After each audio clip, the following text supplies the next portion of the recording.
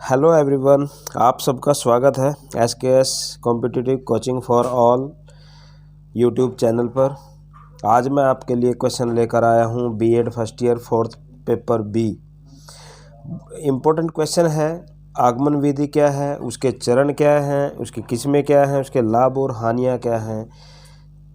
पूरे क्वेश्चन को समझने के लिए बने रहे वीडियो के साथ। और चलो शुरू करते हैं आज का क्वेश्चन। सबसे पहले हम मेथड क्या है इसको देखेंगे।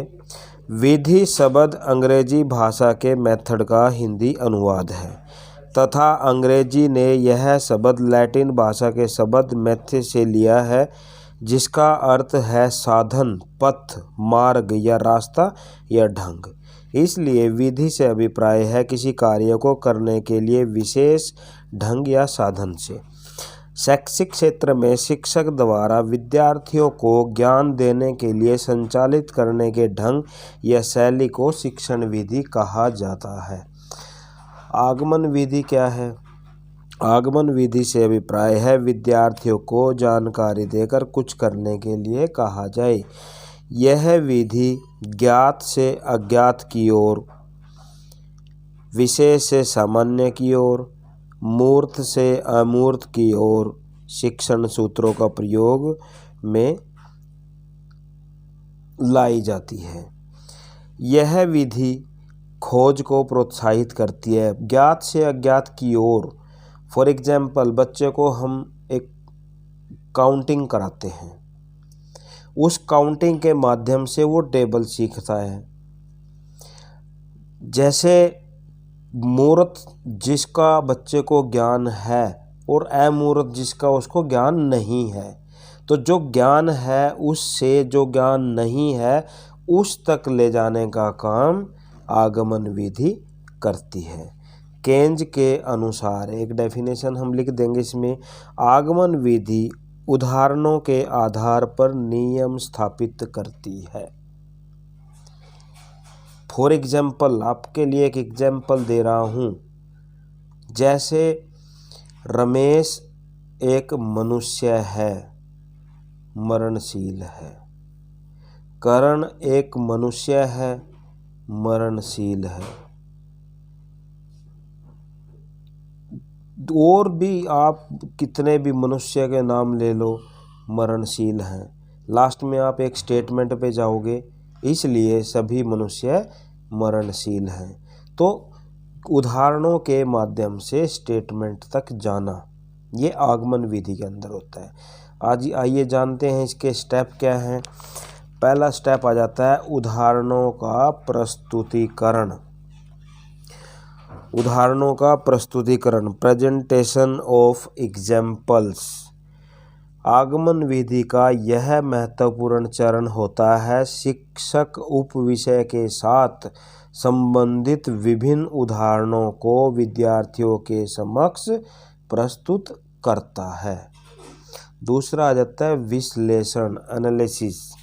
इस अवस्था में दी गई उदाहरणों को विभिन्न वर्गों में रखा जाता है, जिसका विद्यार्थियों के द्वारा विश्लेषण किया जाता है। विश्लेषण के पश्चात शिक्षक बच्चों से उसके संबंध में प्रश्न पूछता है और अंत में दी गई उदाहरणों में से साधारण तत्वों की खोज करके किसी एक परिणाम पर पहुंचने के लिए प्रेरित किया जाता है। तीसरा आ जाता है सामान्यीकरण, जर्नलाइजेशन। इस अवस्था में विद्यार्थी उदाहरणों से प्राप्त परिणामों के आधार पर सामान्यीकरण करते हैं। जैसे मान लो मैंने बताया था अभी, सुरेश एक मनुष्य है, मरणशील है। अजय एक मनुष्य है, मरणशील है। धर्मेश एक मनुष्य है, मरणशील है। तो यानी यहाँ विद्यार्थी क्या करेंगे, अब उसका सामान्यीकरण करेंगे कि सभी मनुष्य मरणशील हैं। लास्ट में क्या आ जाएगा, परीक्षण।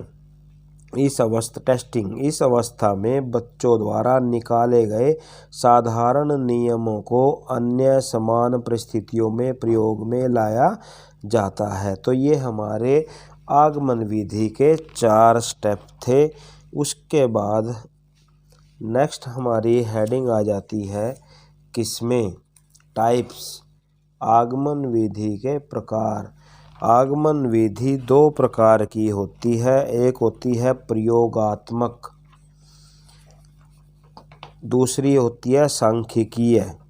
एक्सपेरिमेंटल इंडक्टिव मेथड और स्टैटिस्टिकल इंडक्टिव मेथड।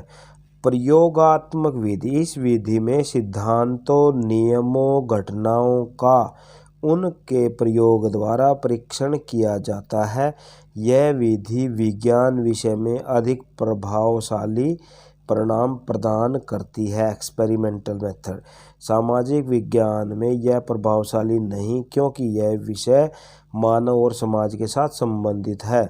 यदि हम इसका प्रयोग जीवित मनुष्य पर करते हैं तो हमें उचित परिणाम प्राप्त नहीं होंगे। दूसरा सांख्यिकीय। प्रयोगात्मक आगमन विधि की तुलना में यह विधि अधिक प्रभावशाली परिणाम देती है।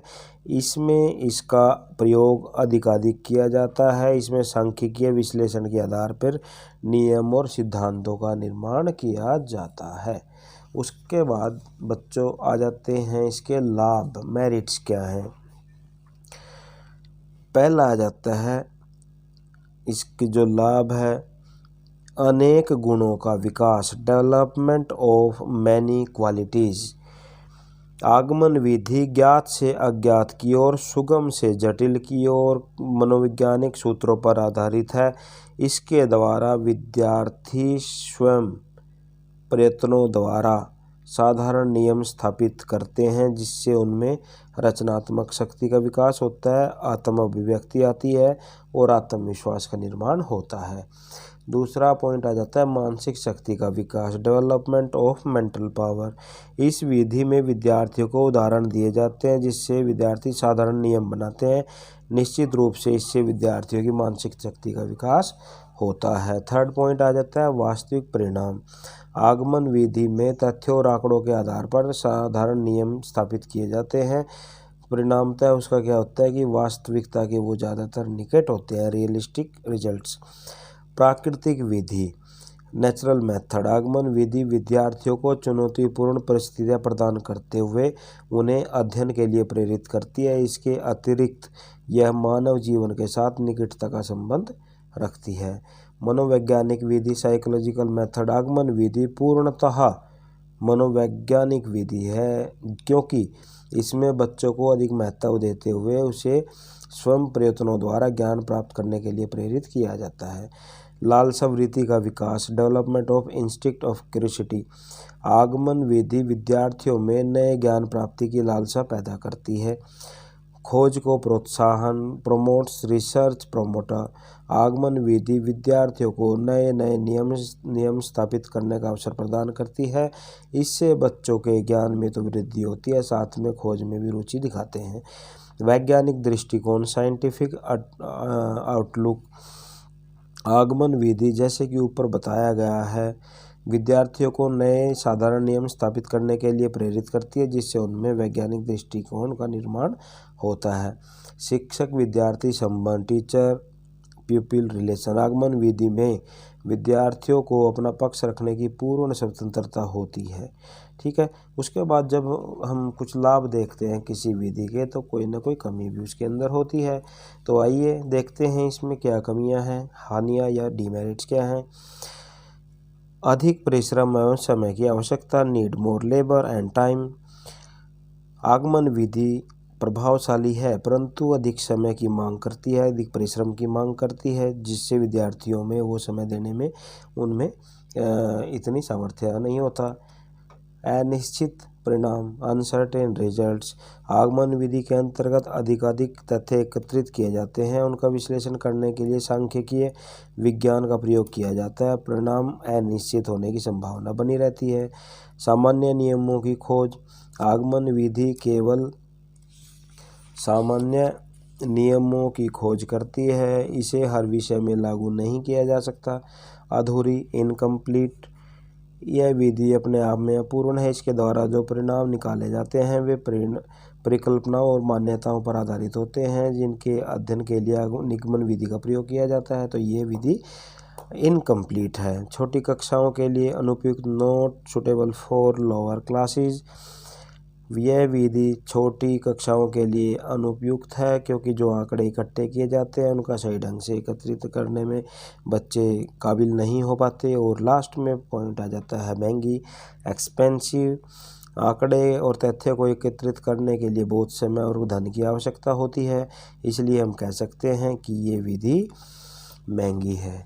तो बच्चों ये था आपके लिए क्वेश्चन, आगमन विधि क्या है, इम्पोर्टेंट क्वेश्चन है, इसको कर लेना। क्वेश्चन समझ में आया, वीडियो को लाइक कर देना, शेयर कर देना, चैनल को सब्सक्राइब अगर नहीं किया है तो चैनल को सब्सक्राइब करके जो बेल वाला बटन है उसको ज़रूर दबा लेना। ठीक है, ओके, थैंक यू।